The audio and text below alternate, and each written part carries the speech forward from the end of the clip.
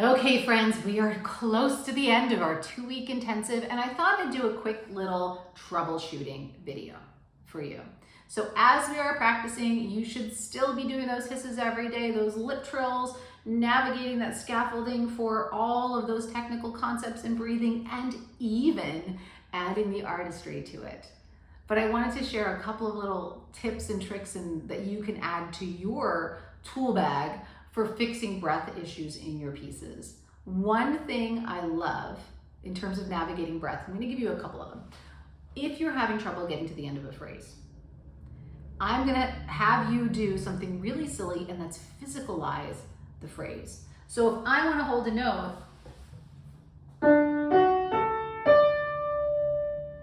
that last note, and I want to hold it for, let's say, 6 beats. 1, 2, 3, 1, 2, 3.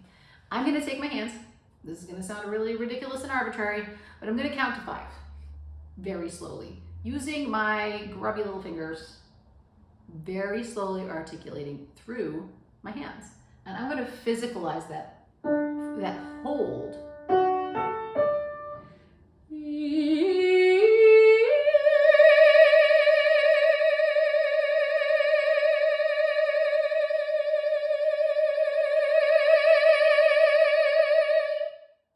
And practice doing what I like to call the 5. So what that does is what I do externally, I do internally.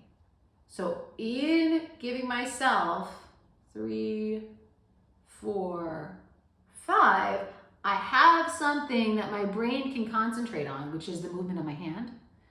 And then my voice will mimic the movement of my hand. It's a pretty fun trick. Another one of those tricks would be the gas tank, empty or full.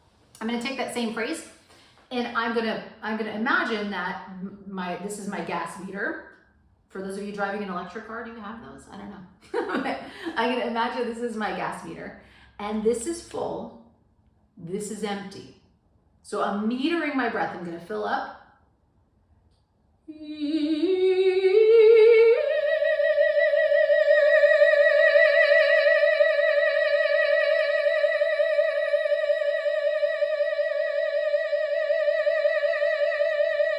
I'm not trying to show off, but what I am doing is showing you that, again, physicalizing the experience of holding the breath with something that I can externalize, and actually, believe it or not, I can see it and feel it.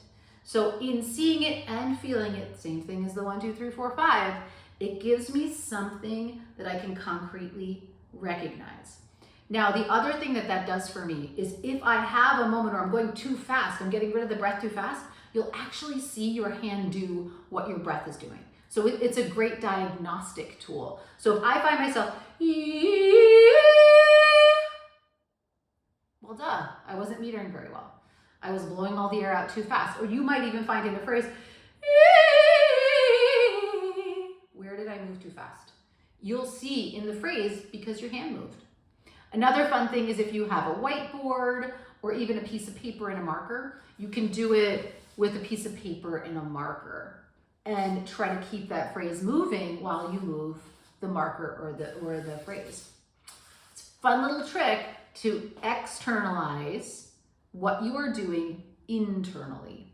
Your body and your voice wants to match and it's going to send you cues. So I love using external cues to figure out what's happening internally. Now, obviously with the voice, we can't see. It's not like a piano where I'm like, you hit the wrong note. So you really want to think about ways to develop that toolbox of diagnosis and correction. And those are 3 really great tips in terms of figuring out a little tool to play with to help you triage a section of your score. If there's just this one phrase that's just giving me grief, I work through those concepts first. So thank you so much for tuning in and participating in our 2-week intensive. I love seeing what you're doing here on Tone Base, and I highly encourage you to keep participating. We have so many wonderful, wonderful artists and amazing content on the Tone-Based Voice platform for you to dig in and really develop your vocal skills. And of course, remember, I'm Heidi Voss. I'm your Tone-Based Voice lead, and I'm here to help you on your vocal journey. I'm here to answer questions and certainly hope you've gotten all you could out of this 2-week intensive on managing your breath.